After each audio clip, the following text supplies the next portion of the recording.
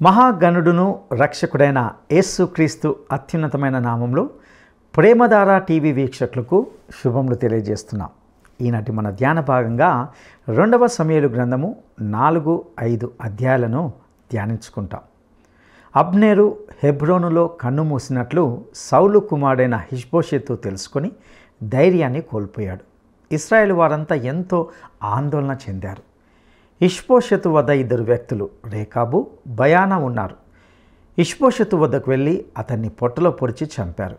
దేవుడు తమ ద్వారా సౌలుకు అతని సంతానానికి ప్రతీకారం జరిగించాడని వారు దావీదుకు చెప్పారు.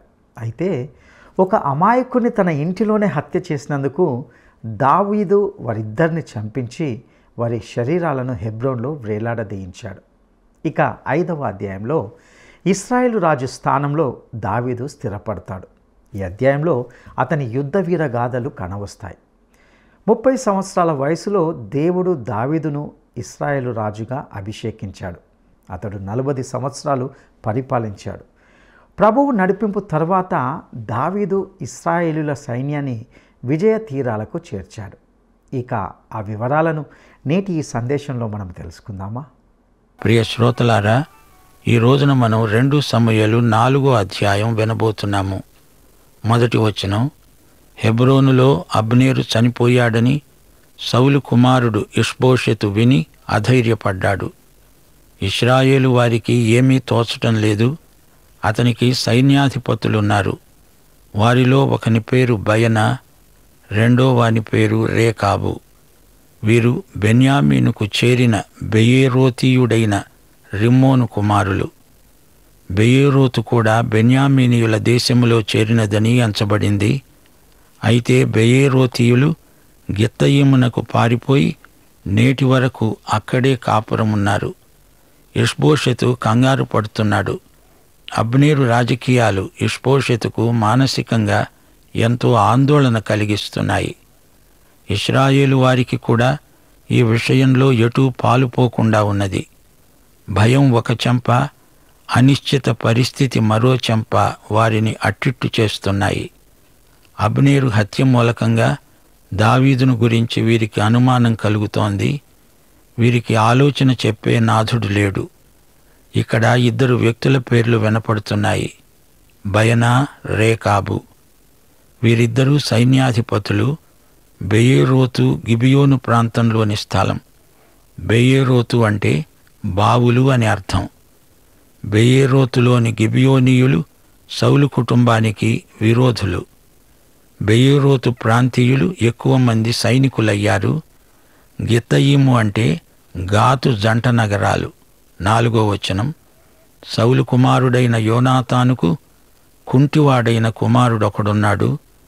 యెజ్రెయేలు నుండి సౌలును గురించి, యోనాతానును గురించి వర్తమానం వచ్చినప్పుడు వాడు 5 ఏండ్లవాడు. వాని దాది వానిని ఎత్తుకొని పరుగు పరుగున పారిపోగా వాడు పడి కుంటివాడయ్యాడు. వాని పేరు మెఫీబోషెతు. ఇష్బోషెతు తరువాత సౌలు వారసుడు మెఫీబోషెతు. అయితే అతడు కుంటివాడు, పరిపాలించే అర్హత అతనికి లేదు. రిమ్మోను కుమారులైన రేకాబు, బయనా మాంచి ఎండవేళ బయలుదేరి మధ్యాహ్న కాలమున ఇష్బోషెతు మంచము మీద పండుకొని ఉండగా అతని ఇంటికి వచ్చారు. గోధుమలు తెస్తామని వేషం వేసుకొని వారు ఇంటిలో చొచ్చి ఇష్బోషెతు తన పడకటింట మంచము మీద పరుండి ఉండగా అతన్ని కడుపులో పొడిచి తప్పించుకొని పోయారు. వారతన్ని పొడిచి చంపి అతని తలను ఛేదించి దానిని తీసుకొని రాత్రంతా మైదానములో బడి ప్రయాణమైపోయి హెబ్రోనులో ఉన్న దావీదు నొద్దకు ఇష్బోషెతు తలను తీసుకొని వచ్చి అన్నారు, చిత్తగించాలి, నీ ప్రాణము తీయజూచిన సౌలు కుమారుడైన ఇష్బోషెతు తలను మేము తెచ్చి ఉన్నాము. ఈ దినమున యెహోవా నీ పక్షమున సౌలుకు అతని సంతతికి ప్రతీకారము చేసి ఉన్నాడు. బయనా, రేకాబు అనే 2 ఇష్బోషెతు పడకటింటిలోకి ప్రవేశించారు. అప్పుడు ఇష్బోషెతు కునుకు తీస్తున్నాడు. వాకిట కాపలా ఉన్న చిన్నది గోధుమలు జల్లెడ పడుతున్నది. ఈ ఇద్దరు హంతకులు వచ్చినప్పుడు ఆమె కూర్చుండి అటు ఇటు జోగుతూ నిద్రమత్తులో ఉన్నది. రేకాబు, బయనా మెల్లిగా లోపల ప్రవేశించారు. నిద్రపోతున్న ఇష్బోషెతును చంపి శిరచ్ఛేదం చేశారు. ఈ హంతకులకు ఆనుపానులన్నీ తెలుసు. రేకాబు, బయనా దావీదుతో అంటున్నారు, నీ ప్రాణం తీయాలని చూచిన సౌలు కుమారుడైన ఇష్బోషెతు నిజమే. దావీదును చంపాలని చూచింది సౌలు, ఇష్బోషెతు కాదు. ఈ హంతకులిద్దరూ యెహోవా పేరెత్తుతున్నారు. ఇది యెహోవా తీసుకున్న ప్రతీకార చర్య అంటున్నారు. హంతకులను దేవుడు వాడుకుంటాడా? వీరి నోరు మాట్లాడుతుంటే నొసలు వెక్కిరిస్తున్నది. చెడ్డపని చేస్తూ దేవుని పేరు ఎత్తటం అక్షరాల దైవదూషణ. అవినీతిపరులు కూడా మతపు ముసుగు వేసుకొని తమ దుశ్చర్యలను సమర్థించుకుంటారు. 9వ వచనం. దావీదు రేకాబుతో, బయనాతో అన్నాడు, సిక్లగులో నేనున్నప్పుడు ఒకడు వచ్చి సౌలు చచ్చాడని నాకు తెలియచెప్పాడు. అప్పుడు తాను మంచి వర్తమానము తెచ్చాను అనుకున్నాడు. వాడు తెచ్చిన వర్తమానానికి బహుమానముగా నేను వాణ్ణి పట్టుకొని చంపించాను. కావున దుర్మార్గులైన మీరు ఇష్బోషెతు ఇంటిలో జొరబడి అతని మంచము మీదనే నిర్దోషి అయిన వాణ్ణి చంపినప్పుడు మీ చేత అతని ప్రాణదోషము విచారించకుండా వదులుతానా? లోకములో ఉండకుండా మిమ్మును తీసివేయక మానుతానా? సకలమైన ఉపద్రవములలో నుండి నన్ను రక్షించిన యెహోవా జీవము తోడు మిమ్మును చంపక మానను అని చెప్పి దావీదు తన వారికి ఆజ్ఞ ఇవ్వగా వారు ఆ మనుష్యులను చంపి వారి చేతులను కాళ్లను నరికి వారి శవాలను హెబ్రోను కొలను దగ్గర వేలాడగట్టారు. తరువాత వారు ఇష్బోషెతు తలను తీసుకొని పోయి హెబ్రోనులో అబ్నేరు సమాధిలో పాతిపెట్టారు. విన్నారా? దావీదు మాట్లాడిన తీరు ఎంతో హుందాగా ఉన్నది. దావీదు అన్నాడు, యెహోవా నన్ను అనేక ఉపద్రవములలో నుండి రక్షించాడు. నేను హంతకులైన మీ సహకారాన్ని అంగీకరించను. దేవుని చిత్తము పరలోకమందు ఎలాగో అలాగే నా విషయంలో కూడా నెరవేరుతుంది. సౌలు గాని ఇష్బోషెతు గాని ఎవరైనా దేవుడు అనుమతించనిదే నన్నేమీ చేయలేరు. నిర్దోషి అయిన ఇష్బోషెతును మీరు చంపారు. ఇష్బోషెతు బలహీనుడే కాని దుర్మార్గుడు కాదు.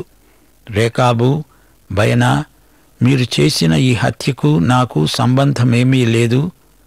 పైగా మీరు ఇష్బోషెతును నిష్కారణంగా చంపారు. అతడు మీకు ఎట్టి కీడు చేసి ఉండలేదే. రేకాబు, బయనా ఈ ఇద్దరి కాళ్ళు చేతులు నరకబడ్డాయి.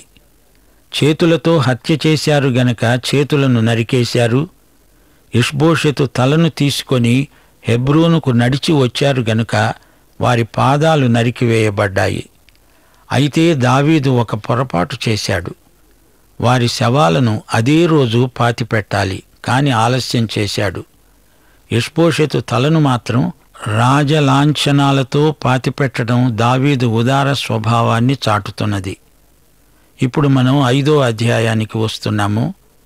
ఇశ్రాయేలు సకల గోత్రముల వారు హెబ్రోనులో దావీదు వద్దకు వచ్చి అన్నారు, చిత్తగించాలి, మేము నీ ఎముక వంటి వారము, రక్త సంబంధులము.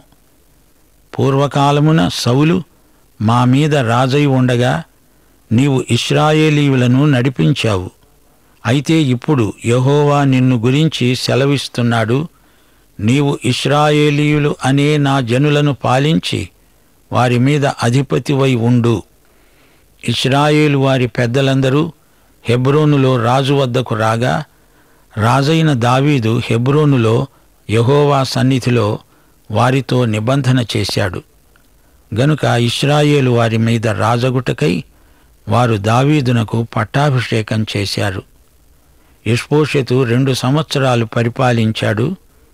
దావీదు హెబ్రోనులో 7.5 సంవత్సరాలు పరిపాలించాడు. అబ్నేరు హత్య, ఇష్బోషెతు మరణము చూచినప్పుడు దావీదు విషయంలో కొందరికి సహజంగా అనుమానం కలిగింది. రాను రాను సందేహాలు తొలగిపోయాయి. ఇశ్రాయేలు, యూదా ఏకీభవించి దావీదుకు పట్టాభిషేకం చేశారు. 12 గోత్రాలు ఏకగ్రీవంగా దావీదే రాజు అని సాక్ష్యమిచ్చాయి. దావీదు పట్టాభిషేకం వైభవంగా ఎంతో ఘనంగా జరిగింది. 1 దినవృత్తాంతములు 12వ అధ్యాయం 40వ వచనం. ఇశ్రాయేలీయులు సంతోషించారు, ఎన్నెన్నో ఆహార వస్తువులు తెచ్చారు. అది ఇశ్రాయేలు జాతికి మహాపర్వదినం.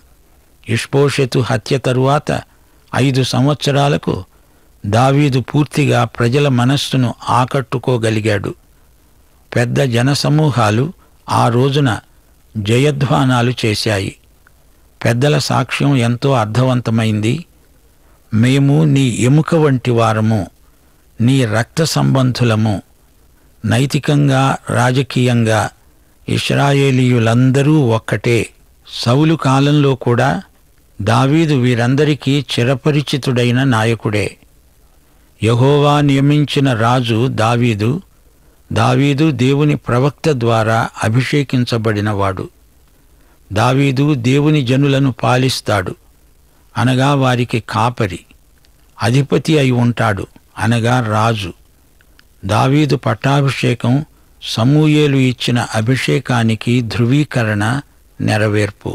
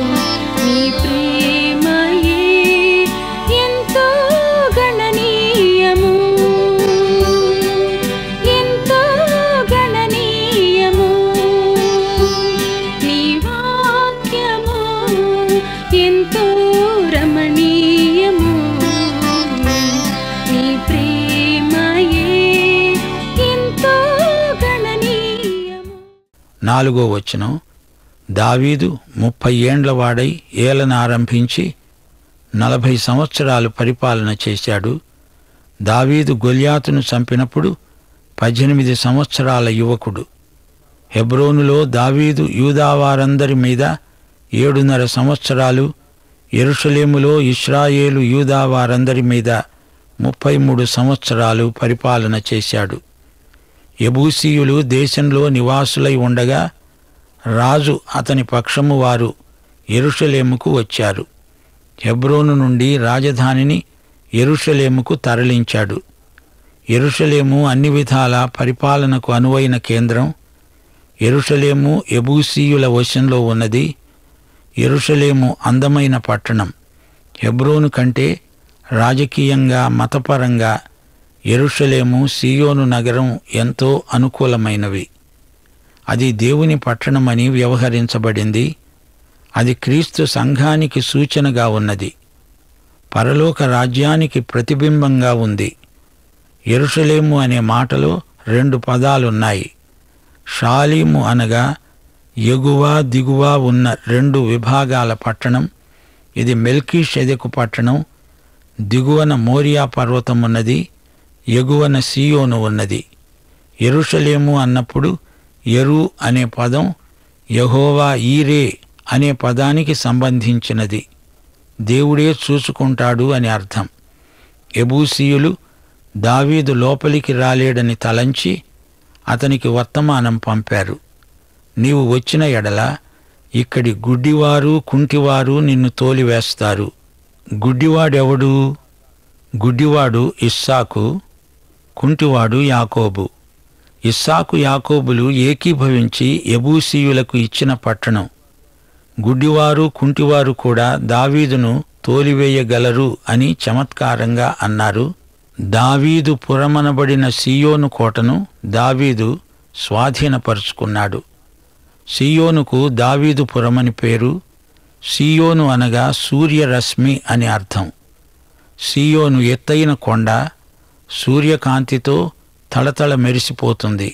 సీయోను అనే మాట హిత్తీయ భాషాపదం.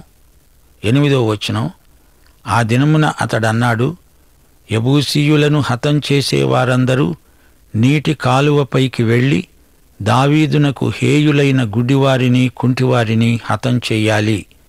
అందును బట్టి గుడ్డివారు, కుంటివారు ఉన్నారు, అతడు ఇంటిలోకి రాడు అనే సామెత పుట్టింది.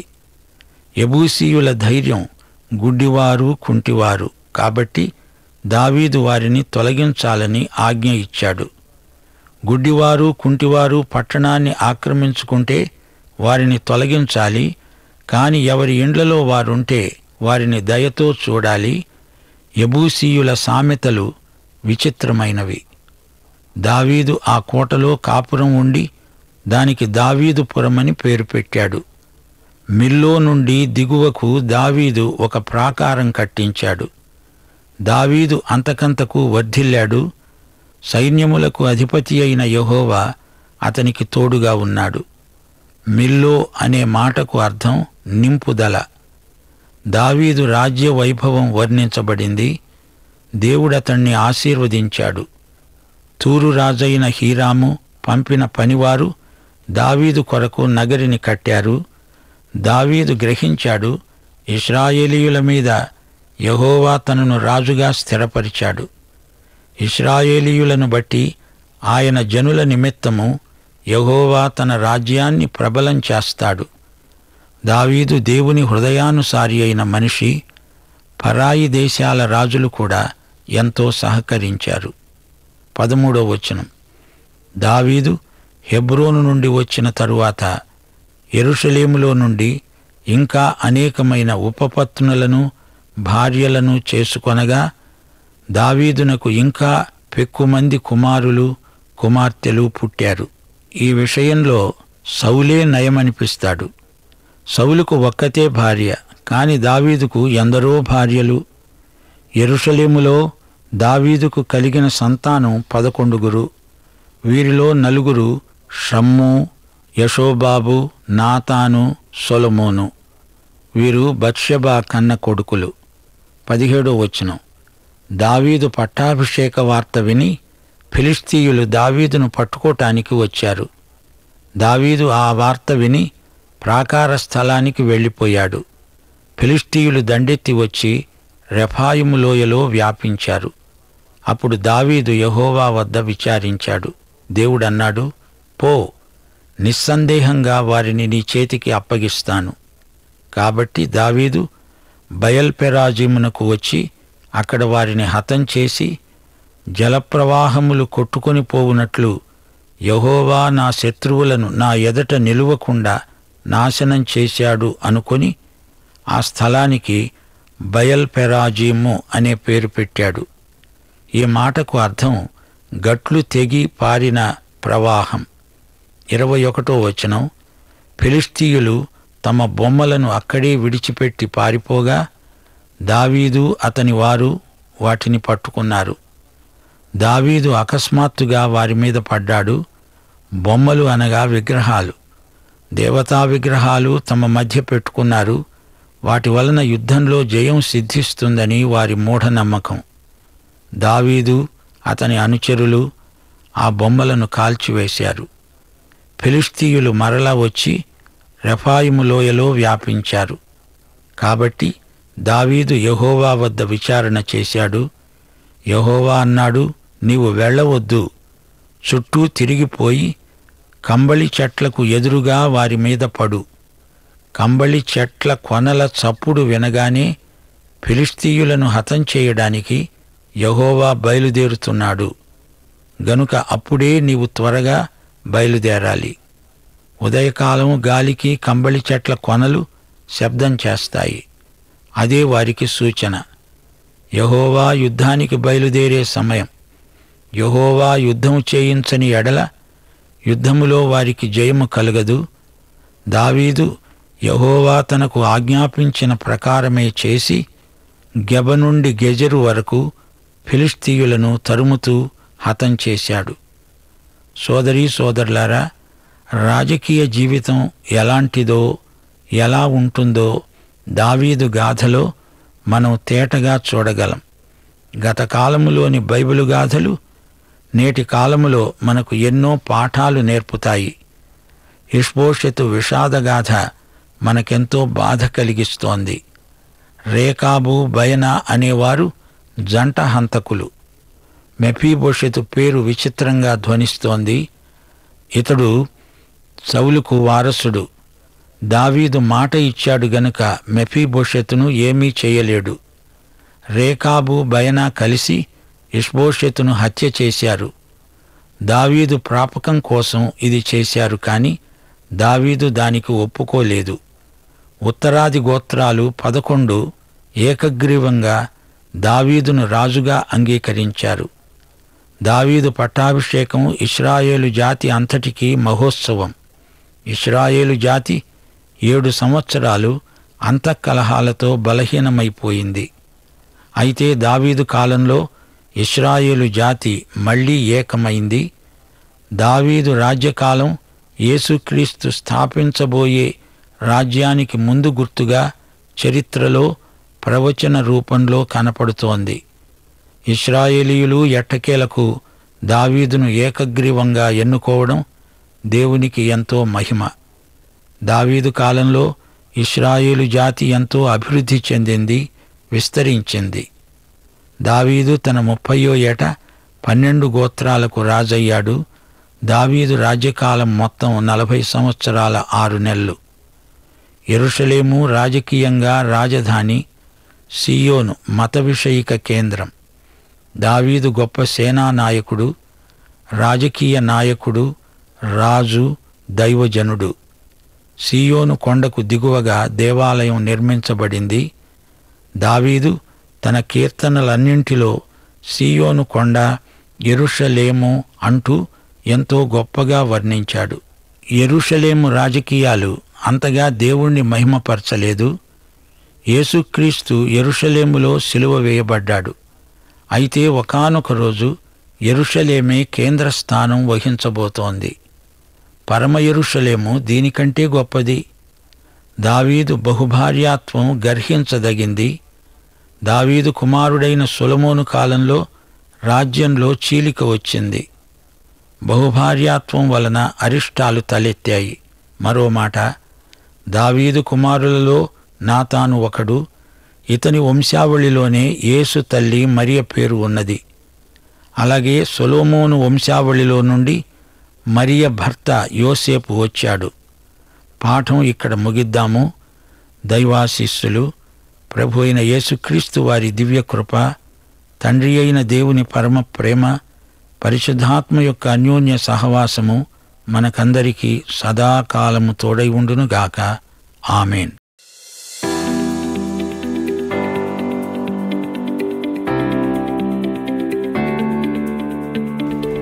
సౌలు కుమారుడు ఎవరు? సౌలు కుమారుడు ఎవరు? 1 మెఫీబోషెతు, 2 బయనా, 3 ఇష్బోషెతు. ఈ ప్రశ్నకు సరైన జవాబును ఈ వాట్సాప్ నంబర్కు పంపండి. మా వాట్సాప్ నంబర్ 9399525570.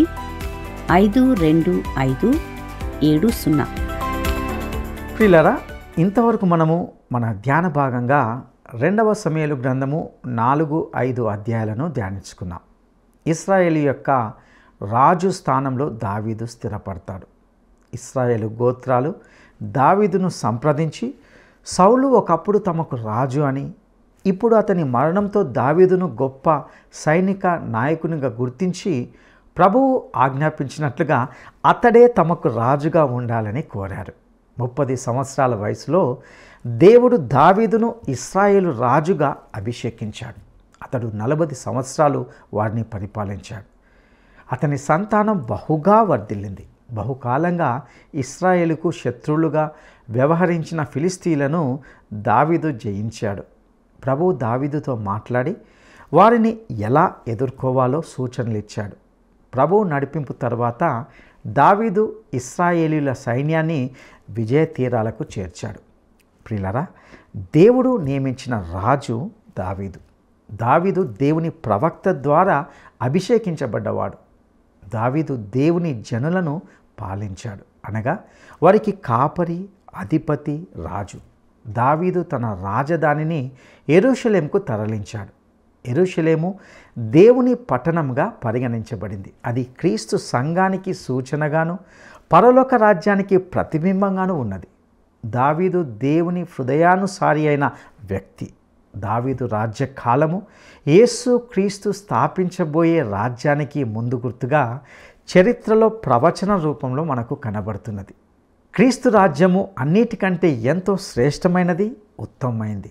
ప్రియ సహోదరుడా, సహోదరి, ఆ రక్షకుడైన యేసు రాజ్యంలో నీవు సభ్యుడిగా ఉండడానికి ఇష్టపడుచున్నావా? అట్టి కృప దేవుడు మీకు దయచేయనుగాక. దైవాశీస్సులు.